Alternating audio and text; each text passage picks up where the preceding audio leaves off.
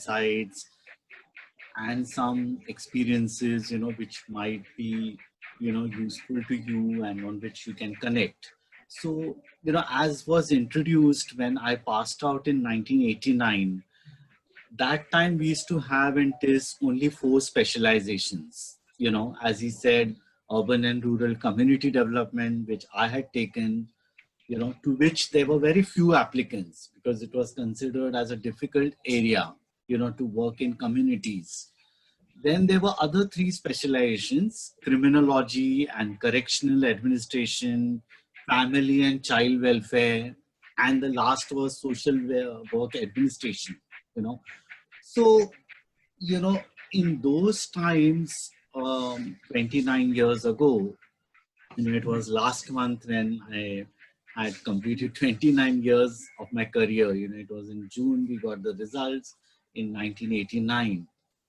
So the opportunities were comparatively limited, and in a way, if there were limited opportunities and we had done these 4 specializations, so one of the important learnings, even if whatever specializations you have, if you have an aptitude, the field is so diverse that any specialization you have from any school of work currently, you can pursue, a particular line, of your interest, whatever may be your specialization. So that specialization is just a pretext. Say, for example, my area, as I said, urban and rural community development, which I do. But for the last 27 years, I'm running this organization, which is on gender, which 27 years ago, people would have thought that if I'm working on gender, then my specialization should have been family and child welfare. There's something to do with families, but community development also, entails working with the gender, and it's a cross-cutting issue, So, just to give a little bit about my initial years after passing out. So, I was a student at Ruparel College doing my commerce, and, after I did my BCom, I had choices. I could do management, or I could do social work as a career, So I had my own motivations behind taking social work as a career, So, I was a fan of an actress called Smita Patil. Some of you know, the late actress. I used to watch her films when I was a student at Ruparel. Often these films, as you know, Smita Patil was a dusky looking character. She was not fair. She had broken all the notions about an actress on the silver screen. And, she was probably the first Asian woman whose retrospective of films was shown in France by a director over 1 week. When till she was there, every time retrospective were of male characters, were of male directors. She was the first Asian woman, not just Indian, but Asian woman actress whose films were shown for 1 entire week, and there were cine lovers watching those films. So I had heard about her. I watched some of her films, often alone, because these were art films. None of my other male classmates or friends were interested in such kind of art films. They liked the typical masala commercial films, and the typical image of a woman. Whereas here was a woman who was trying to break the female stereotype. She was the daughter of a well-known politician, and, while watching her films, there were film magazines which used to come during those days, like Mayapuri, Madhuri. So there was one magazine, Madhuri, in which they had given the contact addresses and the birth dates of actors and actresses. And it just happened, I happened to see her birth date and her address. So I sent her a birthday wish, but actually that just turned out to be a pretext. She replied within a week in her own handwriting to my letter, and thereafter started a chain of a pen friendship, sort of, where I used to write regularly to her with specific questions that bothered me and disturbed me as a student, you know. Now imagine that was when I was in my TY when all this happened, and one of her films which I saw, which was Marathi film later translated and dubbed in Hindi. The Marathi film was called Umbartha, and the Hindi film was Subha, which had the story of a woman protagonist who was the superintendent of an institution for distressed women, for women who were battered, who were abandoned. So that's a home, shelter home sort of. And Smita Patil had played the role of a superintendent. I mean, she was a married woman and who had done her MSW, you know. So that was, and I remember faintly that it was, I think, the TISS only where she had shown in the film that she's done. So, you know, I had done my graduation in commerce and I realized certain strengths I have. One is the sensitivity to social issues as a NSS student, National Service Scheme, you know, wherein you take part in social projects and activities. So I was a very active student, but only in my final year BCom, not in the previous years. So in that 1 year, you know, and those of you know commerce, you need to do a lot of practice, you know, subjects like auditing and accountancy. But, you know, I was so actively involved in the NSS that some of my teachers in commerce department used to tell that you have been always scoring first class and distinction. We are not sure whether you will pass or not, because I was so actively involved in NSS, and in NSS minimum 120 hours per year you need to do, but I had crossed 450, 500 hours plus in that 1 year. So much so that I received a letter from the university that, you know, we have seen so many students, but the kind of your involvement is amazing, you know. So I realized that I have choices, and if I have sensitivity, my mother tongue is Sindhi, but I could speak fluently in Marathi. I can think, in fact, now for the last so many years, even in my formative years, I had forgotten my own mother tongue and I've been thinking largely in Marathi, the language of my state, the language where I belong. So, you know, I can empathize with people, and especially my concern for the disadvantaged were there. So as a student, one of the things I used to do was reading and writing for the blind, for the sightless students in my college, you know, and that while, you know, reading and writing for few students, 2, 3 students in my own college, and appearing them as a writer for exams for them, you know, I developed a bonding with those students, and I realized that what are the issues of a sightless.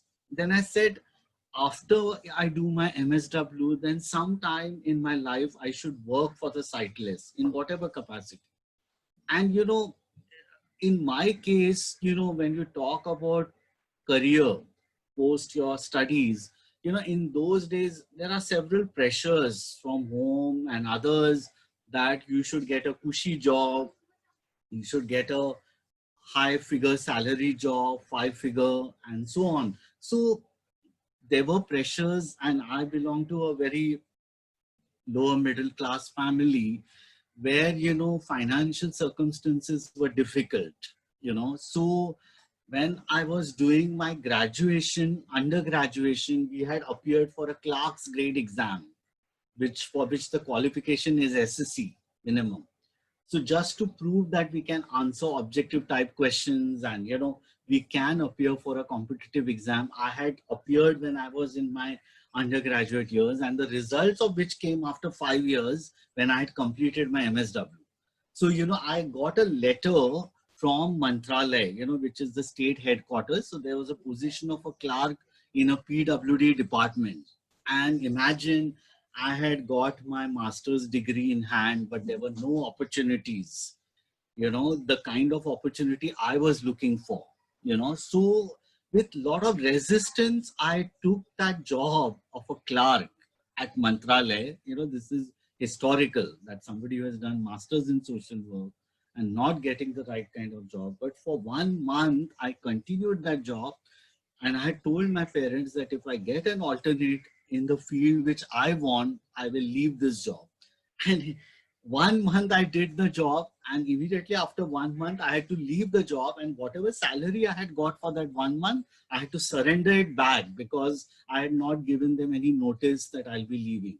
So whatever money, so in fact, the people in Mantralaya were so nice enough, and they felt that I'm so overqualified that I should really look for opportunities befitting. So, it just happened. I had a friend who had done MSW who was senior to me and at TISS, and who was partially blind.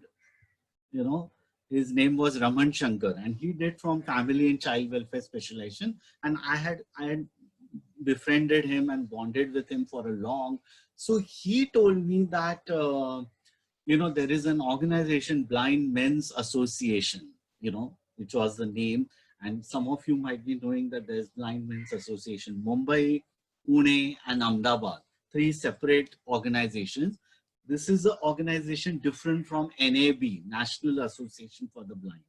Now, as the name says, National Association for the Blind, the word is the key, which means it's an organization started by the sighted, not necessarily by the blind themselves, by the sighted for the blind. Whereas Blind Men's Association, as the name says, it's an association of the blind people themselves who have come together. And it's very interesting. This was the name when I first joined an organization. The salary was very pittance. This was my first job. So 2 years I worked at Blind Men's Association. The learning was that those who were themselves sightless, what kind of living and struggle they go through. So I work closely, these are men and women who sell cutlery items at railway bridges and at several other places, the struggling sightless and the children. That was my domain. I realized. But then I left that job in angst because my own professional skills were not getting the kind of fillip for which I was looking.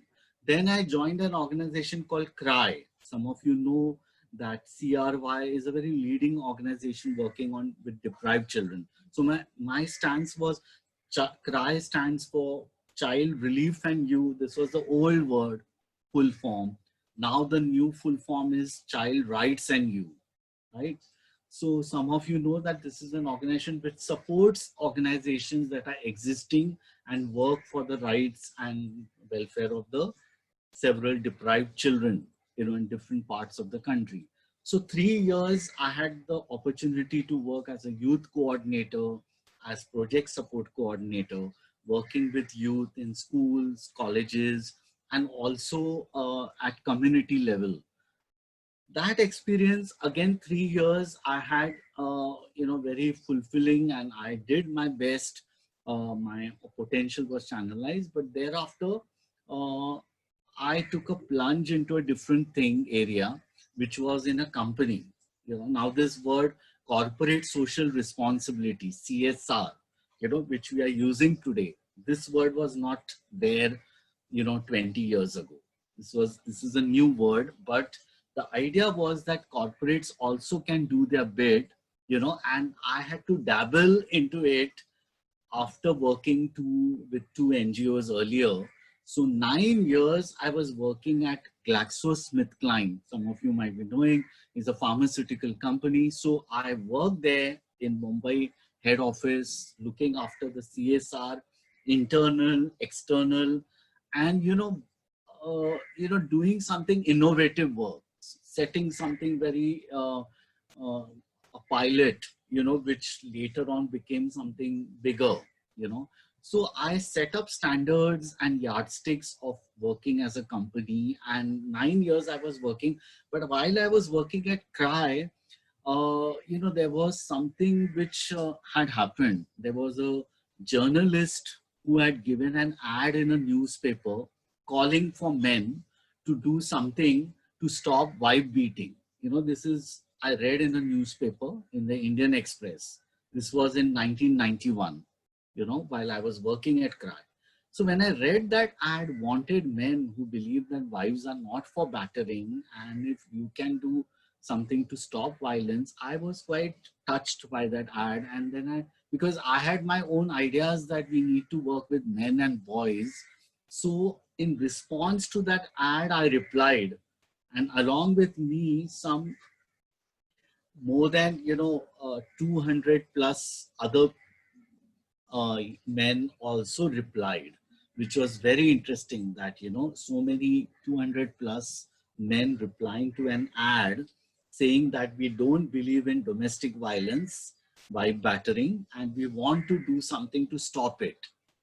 And actually, I replied using a postcard or a simple letter, by envelope. Similarly, all these people had replied, but the person who had given that ad, he analyzed the data and then he called a meeting of all those who were in Mumbai. Some 90 people were invited and some 30 turned up for the meeting.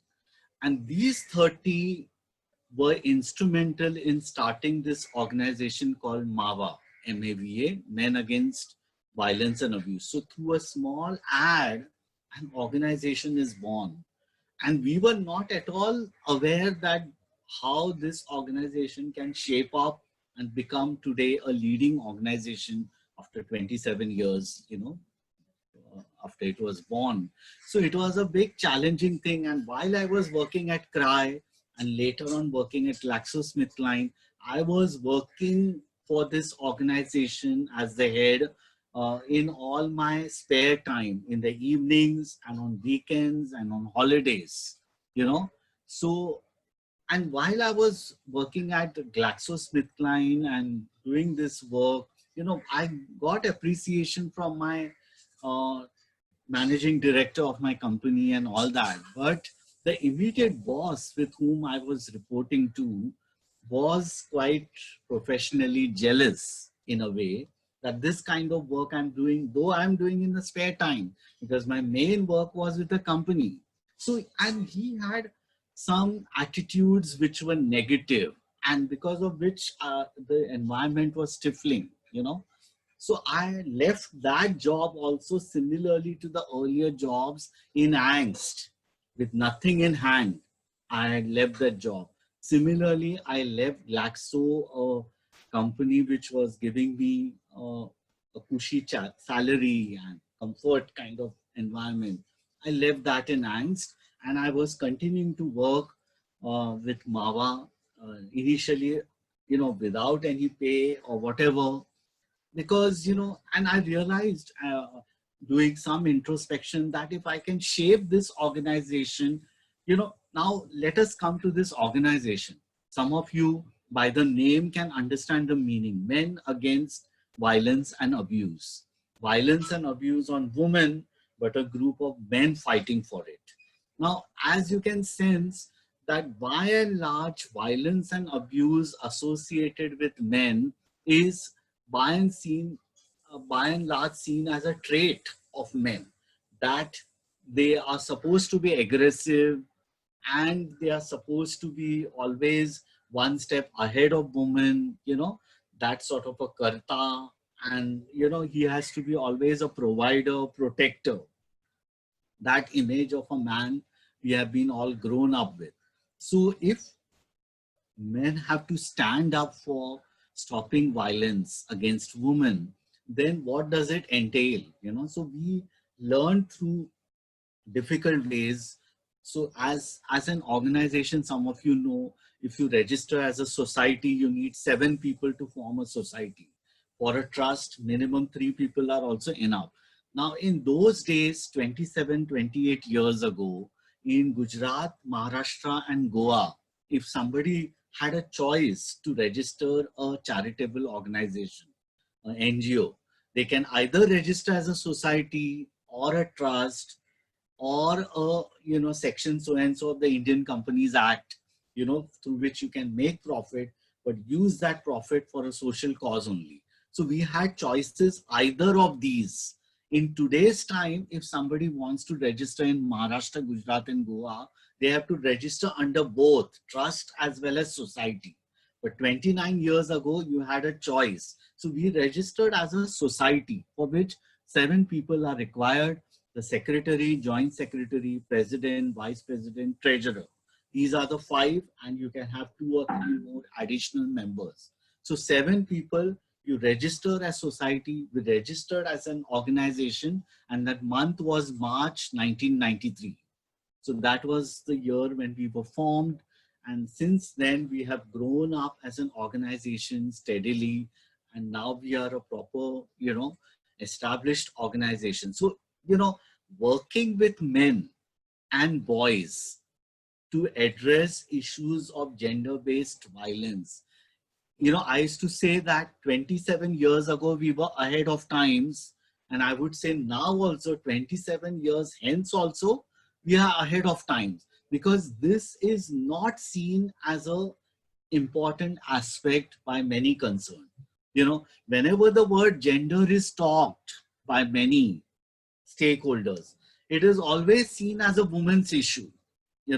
Gender-based violence or gender-based discrimination against women is by and large seen as a woman's issue, and it's not seen only by practitioners, including many women's groups. There are some who don't in today's times, but there are majority who still think that it's a problem of women and girls. They should deal with it.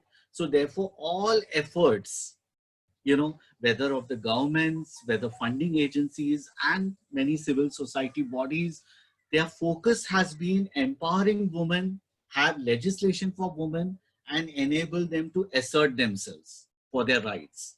That has been the trend in the last 40, 50 years, and especially after 1975, which some of you might be knowing, was the International Year of Women. So after that, there have been several efforts to focus only with women and empower them and, strengthen them.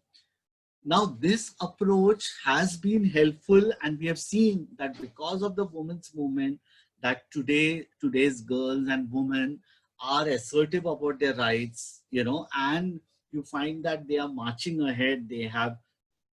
They feel a sense of liberation, uh, so that is a positive thing.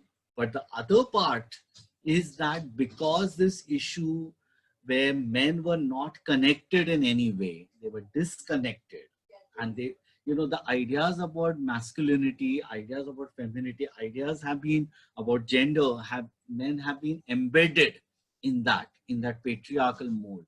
So, they have been kept aloof from and isolated from the process of transformation. If that is so, then, and men have never been raised as differently thinking men. They have been raised as traditional men. Boys have been raised over the years. So as a result, what happens? There's a further gender divide which is happening, correct? So, men have been left aloof, and the root cause of whether gender discrimination against women or gender-based violence against women, what is the root cause? The root cause is men's attitudes toward looking at women. जो औरत के प्रति देखने का नजरिया है, वो अगर प्रश्न का भाग है, तो समस्या निवारण का भाग भी पुरुष होने चाहिए. Now that has not been seen by majority of the practitioners or interventionists. So therefore, my organization was the first of its kind in India, which started, and we gradually started working with men on issues of domestic violence, creating awareness, counseling men one-to-one, and enabling them to stand up. Because if all men are not the same, gender is a social construct, masculinity is also a social construct. Nobody by birth is violent. It's a socialization which makes a person as he or she is. So, so therefore you have to work with men, those who are sensitive and caring, and enable them to be the torch bearers, enable them to reach out to other men and spread that dialogue that men can be also allies in this process of change, in this process of transformation for a gender equal society, because men's lives are also at stake. So what happened the first 10, 12 years of MAVA, it was this group of 7 men who had established MAVA. They were working in their spare time, and I was working almost full time after having left a job at GlaxoSmithKline, you know. So I was working full time, and we were a handful of only 7, 8 men working on this issue, but the organization was not growing. We were operating from our homes because nobody could give us an office. That was not a priority area, to give an office for an organization that works with men and boys, you know. So it's still not a priority today, though of course there is some recognition that we need to work with men. At least there's some positive thing. But for several 10, 12 years, we were operating from our homes. Even if I or anyone wanted to work full time with men for MAVA, through MAVA, nobody would give us funding because this is not a priority area. So I must tell you that with a lot of struggling years, 10, 12 years we had to go through. And it's only in the last 12 years, there is work which is full time, that there are full time staffers with MAVA, you know. So the starting was very interesting. Like 12 years ago, 13 years ago, I received a fellowship from the Population Council to do some work with a group of men consistently and show results. So that fellowship gave a decent amount for me as an honorarium, which will take care of my bread and butter, and the cost of the project or the innovative idea which I had. What was the innovative idea? That I will work with a group of 33 boys, 33, 35 boys, young men, and show that they can be part of the solution, that they can be also caring and reaching out to other men and spreading messages about women's right to safety and dignity. So in the last 12 years, so what happened? I started as a 2-year project with a group of 33 young men in Pune, in rural Pune, which is a city next to Mumbai. So I used to go weekly there, 5 days a week, stay in lodges and cheaper hotels, and then visit these 33, 35 boys. And with these 33 boys, I ran a pilot program of 2 years, which is like enabling them to become mentors, standing up for other young, reaching out to other young men and standing up for the rights of women. So it's in the journey of this 2 years, the pilot program, that we evolve methodologies to reach out to other young men so that they also become champions for gender equality. And I must share you that in the last 8 years, this process intensified, not just beyond Pune, but it spread to 9 other districts of Maharashtra.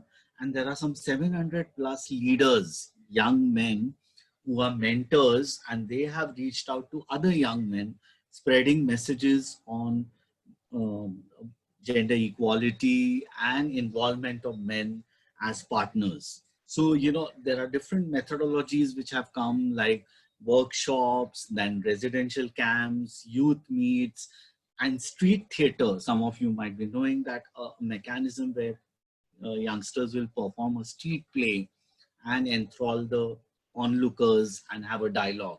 Then film festivals, you know, like using films as a medium, showing films and having discussion, and have the film festival travel to different parts of the country. So, you know, our work gradually in the last several years has spread to other districts, and we are moving slowly and steadily. And now what has happened, MAVA has become a name which really enthralls people, that, you know, young practitioners across the globe are coming to study the work which we are doing with men and boys, because they feel this is so important in today's time, that if you don't work with men, then tomorrow is going to be a bleak future. Only working with women is not going to help, because the root of the cause is men's attitude. So changing the male mindset is suddenly become an important area. And therefore, I would say that the opportunities are tremendous if people want to pursue gender as an area and work with men and boys. There are enough number of areas in which one can interrogate and do research or intervention in the area of masculinity.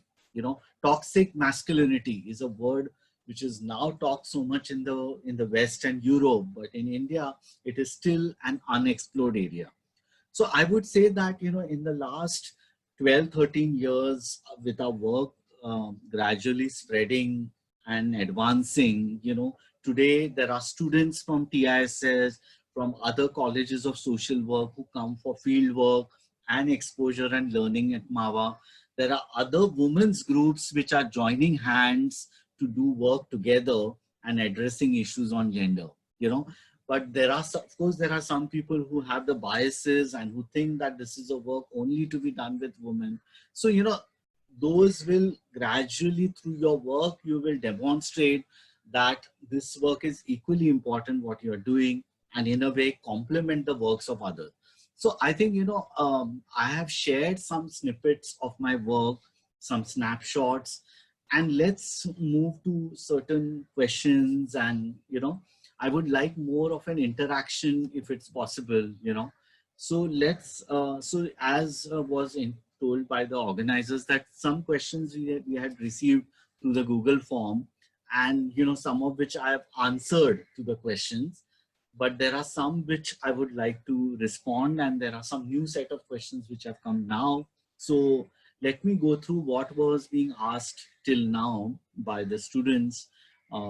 So people asked question about multidisciplinary learning, which is true that in the last 10 years or so, you have seen that cross fertilization and pollination happening, that those who have done masters in social work or bachelors in social work, they are there in the field, but there are other professionals, other students and young people who have done their courses in engineering, management, technology. They have joined in this field and they have been making a difference. So I find that, and also, as I was telling earlier, that your specialization or the School of Social Work from where you have graduated might be helpful in your understanding of that specialization. But once you have passed out and entered the field, there are so many, intersectionality that you will have to work with.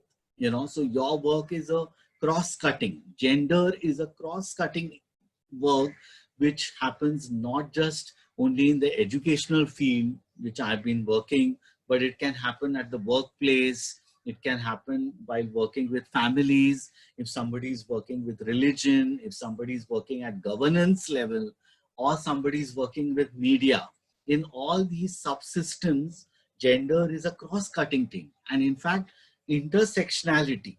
So one of the things I would, tell about my learning, that gender doesn't operate in a vacuum. Gender works with caste, class, religion, geographical location, sexual orientation, they all intersect.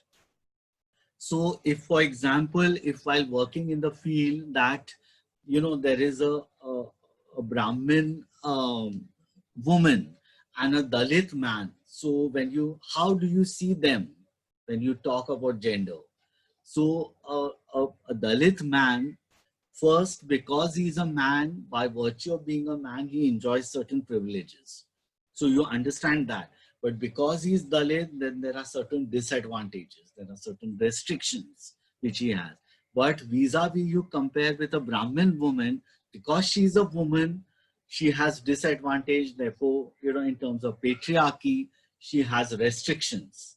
But because she is Brahmin and so-called higher caste woman, she enjoys certain privileges. Just as in the West and in Europe, when white Australian, for example, women, when they were asked, do you consider yourself privileged?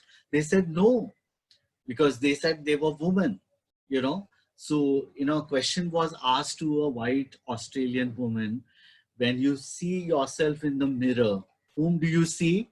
The answer which she must have given was that I see myself as a woman. But the same question you ask to a Dalit woman, what will be the answer? When she sees herself in the mirror, she doesn't see herself only as a woman, but she herself sees as a Dalit woman, as a black woman. When they see, so the layers of intersectionality or if somebody has been enjoying privilege, nobody sees immediately that he is one who is enjoying privilege, he or she, you know. So one must understand that these layers of intersectionality operate in today's time. So therefore, one should be aware that nobody can say that I will work only with women if my work is only with gender and I have nothing to do with casteism. You know, you cannot afford to save because they're all working hand in hand. All these multiple inequalities, they are working hand in hand. So you should have an approach of looking at these issues and the intersections of these issues. You know, are there some other questions? So till then, you know, Yes. there were some other things which had Yes. come Yes, sir. earlier. Thank you very much, sir. The sharing of how your personal experience and the how you approach the career was great. So I think so. All I suggest people who have some questions, even regarding not only about, let us say, MAVA or gender, or if you have general questions regarding careers, how whatever questions regarding careers or the social work or the development sector, you can post in the chat box. I'll be asking you, sir. So, sir, one question that a participant asked us on our Google form was that uh, what additional skills do you practitioners think students should learn before getting into practice? This question is asked by Harshala. She is a student of mental health currently in social work. Uh, so the question continues that do you wish you had done something before you started working? So like she's asking what can we learn? What skills do we have? Can we nurture during our college life? Yes. So I could say that, you know, like, you know, the 2 year course, whatever masters you do, you know, it gives you the knowledge, the skills, and the attitude. These are the three important things you learn in any professional social work training, right? The knowledge, information, more and more specialized on the topic of your area of interest, the skills, the professional skills. But along with the professional skills, there are other skills which you need to equip. One is interpersonal, intercommunication, you know, strong networking skills. You know, uh, some of you might be knowing that in today's time, when somebody sees as a professional, uh, they also adjudge that are you a member of a LinkedIn.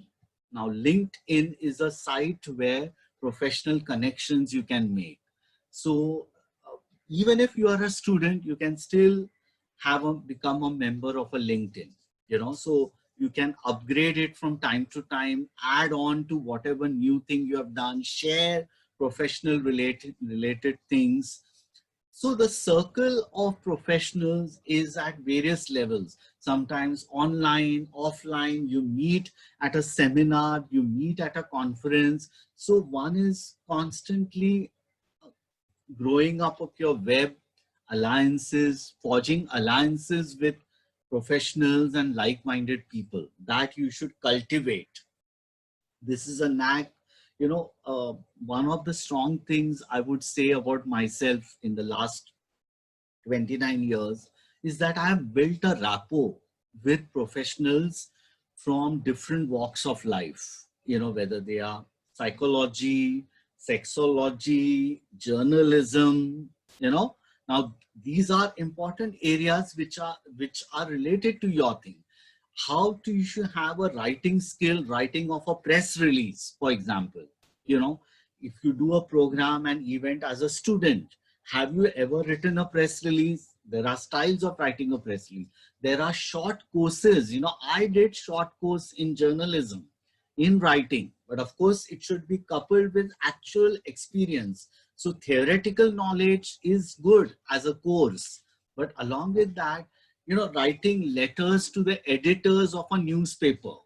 How many of you would do that? You know, if on issues that are of concern to you, write small letters, crisp letters with 3 paras. And if your letter is published in print, you get a different kind of satisfaction. But whether it's published or not, you have to keep on writing. So how many of you would do that? So this is one area, the knack of which you should develop. The other, so as I said, in cross fertilization, pollination should happen in this field.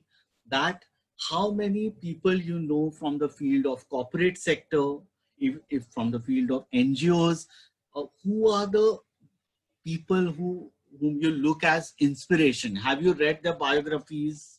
How many have read the story of Nelson Mandela, his autobiography? So there are people who inspire. you know Nelson Mandela is one of the few people of different generations. People can find inspiration. People are ignited by reading his autobiography. So, whenever you get the time, read the work of these scholarly people, of people reading about Ambedkar, reading about their writings. So this is something which should go on parallel. How you can enrich yourself, read their text and have different versions. There are always more than one side or two sides of an issue. How much do you interrogate? Self introspect on that is equally important. So take participation in seminars and dialogues which are happening across the city. How many of you would do that? You may be busy, assignments are there, you are saddled with several things, but unless you cultivate this, take out time specially to meet professionals, then you talk one to one, you build a rapport. You're not meeting for the sake of personal self-interest or self-centered. Only when you have a purpose, then only you will meet. You will meet with the idea of getting to know that person, getting the strengths of that person. What was his contribution or her contribution? So that's how, if you are, say, for example, in the field of gender, who are the people who have contributed? Have you seen to their writings? Now another thing what we have learned in schools of social work, I'm giving you an example. There is a process of learning, unlearning, and relearning. Once you pass out. So as you are a student, we are sometimes are very, very living in an idealistic world. As students of social work, the idealism is something which we carry, which is good. Idealism is good because you should have a vision of which is of a larger, which you may not achieve it probably in your lifetime, but you should really have a vision and a dream. But at the same time, what are the realities? What are the gaps existing? You should be attuned to what's happening around. So I find there is a dearth of, and for which, you can, now that the internet as a medium is there, you can read and interact with a lot of people, not necessarily reading books alone or journals alone, but you have to interface with people. That is something which I feel, can be strengthened. What are the other skills? They say in the time of pandemic right now, which is there, there are certain skills which you can learn through certain courses, which some of you might be aware are freely available. There's a site called Philanthropy, in which there are number of courses which you can do, which are absolutely free. And my own colleagues at work have done a course, say, for example, on storytelling, how to use storytelling as a method in your career, in your social work career. So it's a short course of two months. And one of my colleague who is an esthetician has done that course. He got a particular completion certificate, a degree, and marks. All this is free. So there are, and Philanthropy as a site, if you see on the net, have several courses which are all there to strengthen you. So I think you have to equip yourself with a newer set of skills.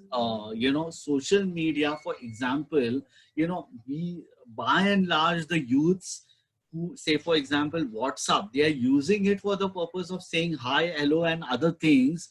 But how many of you can use WhatsApp for having a constructive dialogue and discussion? use that as a tool. There are enough WhatsApp groups which are focused. There are Facebook groups which are focused on certain topics. Are you part of that? So how are you strengthening your own understanding, your own knowledge, a fresh perspective and an insight on a area on which you want to work long term? So I think I've given you some hints on what are the kinds of skills one can equip, in the process. So this is an ongoing thing. Skills is one thing which you can always add on over the years. Group skills, as a TEDx speaker, there was certain when I did the first TEDx talk, I was nervous. There was a lot of nervousness and all, but then I was going through a process of training and capacity building.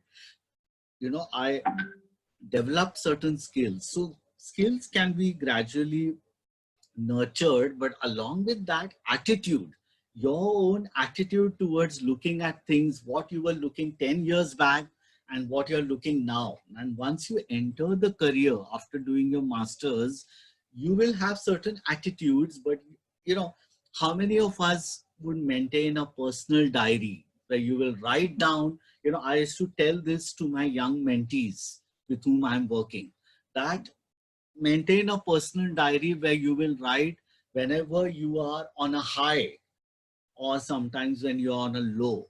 Write down what are the thoughts which come to your mind.